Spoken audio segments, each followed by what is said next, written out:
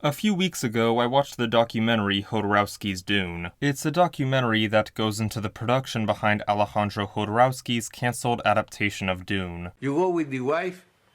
Why? The woman is wise. You take the woman.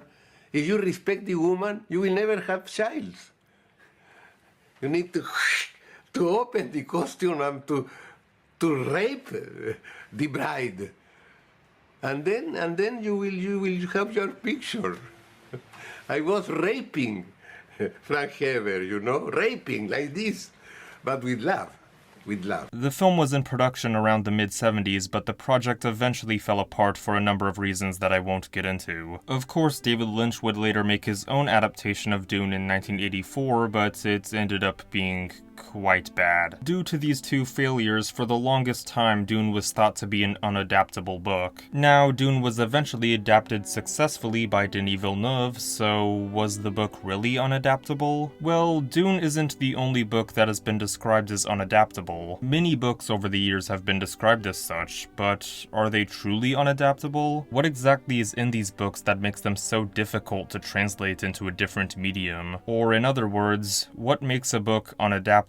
If you ask me, there are three main categories that books described as unadaptable often fall into. The first category is the expense. Did you know that for the longest time The Lord of the Rings was thought to be unadaptable? That might sound crazy today considering how successful and popular the Lord of the Rings movies are, but before they were released, people thought it would be impossible to bring Tolkien's masterwork to the big screen. The main reasoning behind that belief being how goddamn expensive it would be to pull off.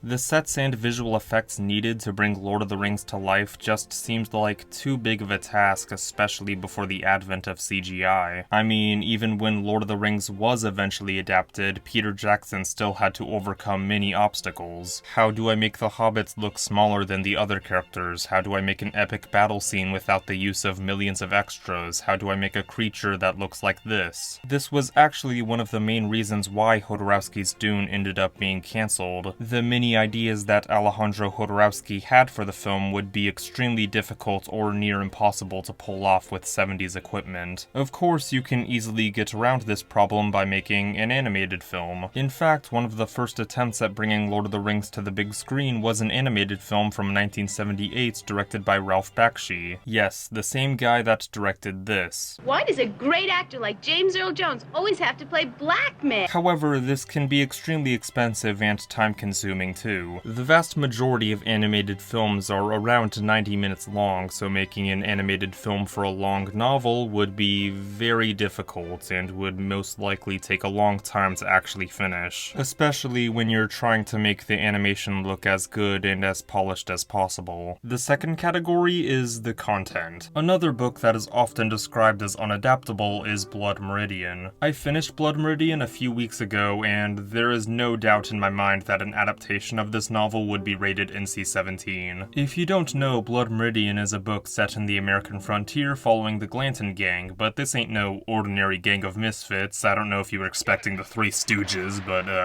no. The Glanton Gang journeys through the American West collecting scalps of Native Americans. It's a book full of extreme violence, nudity, slurs, and the Judge, who is one of the most terrifying and evil characters ever. The truth is, books are given much more freedom when it comes to graphic and horrific content than movies.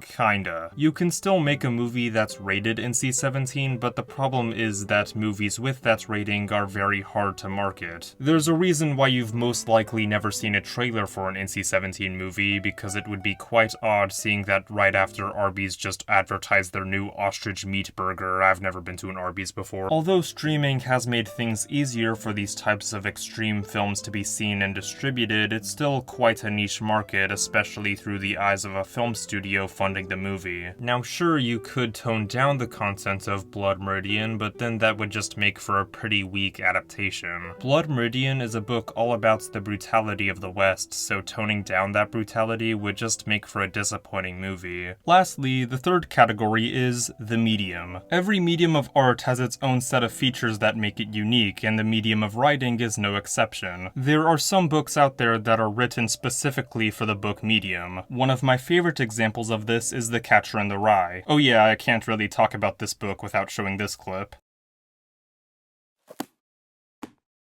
Kill John Lennon! Kill John Lennon! Kill John Lennon!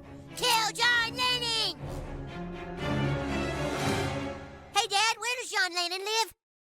John Lennon's dead, Butters. Ah, dang it. Much of the book is told through the thoughts and the pent-up emotions of the main character, Holden. There are things that happen in the book, but much of what makes Catcher in the Rye so special is that you're getting an almost intimate look into the mind of this troubled character. Sure, an adaptation could use voiceover to tell the story, but I don't think that would work very well. Like I said, most of the book is told through Holden's own mind, so you'd need a lot of voiceover. This wouldn't leave much room for visual storytelling, which is one of the things that makes the medium of film unique. So yes, there are some books out there that would be very difficult and near impossible to adapt into a movie properly. Is this something that should be considered a negative with these books, or a negative with the movie format? Not at all. Although it's impossible to ignore the fact that some of the greatest films of all time were adapted from pre-existing source material, I think it's cool that each artistic medium has something that differentiates it from another. Movies, books, music, painting, games, theater, and more have aspects to them that make their medium unique, which is a big reason why none of them have died out. Although this video has mainly been me talking about books that can't be adapted into films, there's examples of the opposite being true too. Some may disagree, but I can't see Tree of Life or Magnolia or Everything Everywhere or Tarkovsky's Mirror or basically any movie by David Lynch or Charlie Kaufman being told through a medium other than film. Also, I'm not trying to make the point that medium specificity is the superior way of making art, because that would be silly. In fact, I think seeing a story adapted across different artistic mediums is pretty damn cool as well. This is more just a point of discussion for a topic that I find interesting. If you have a great example of an unadaptable book, feel free to leave it in the comments. Or feel free to expand on this topic of things that make different artistic mediums unique. Anyways, next video I'm talking about expo markers. Subscribe or something like that. Bye bye!